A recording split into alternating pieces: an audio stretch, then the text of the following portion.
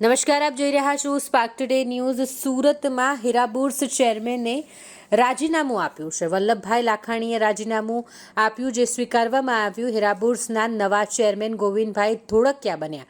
રાજ્યસભાના સાંસદ ગોવિંદભાઈ ધોળકિયાને ચેરમેન બનાવવામાં આવ્યા છે। કોર કમિટીની મિટિંગમાં આ નિર્ણય લેવામાં આવ્યો। હીરાબુર્સ ચેરમેને રાજીનામાનો જે મામલો છે તે બાબતે નવા ચેરમેન ની જે ઘોષણા છે તે કરી દેવામાં આવી છે। હીરાબુર્સના નવા ચેરમેન ગોવિંદભાઈ ધોળકિયા બન્યા છે। નમસ્કાર મિત્રો, 2 દિવસ પહેલા આપણા વડીલ શ્રી વલ્લભભાઈ લાખાણી એની સમયની અનુકૂળતા પ્રમાણે મને ફોન કરીને કહેલું કે તમે નવું સંગઠન બનાવો અને ભેગા મળી અને એક નવું પ્રતિનિધિત્વ પૂરું કરો, એવું તમને હું સૂચન કરું છું। મિત્રો, આજે અમારી કોર કમિટી 8 જણાની જે કોર કમિટી છે એ મળી હતી।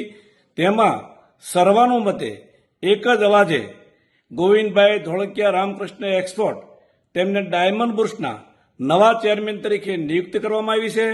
તેમની આગેવાનીમાં આખી તમામ નવી કમિટી બની અને એક જોમ સાથે ડાયમંડ બુર્સને સફળ કરવા માટે પ્રયત્ન કરવામાં આવશે।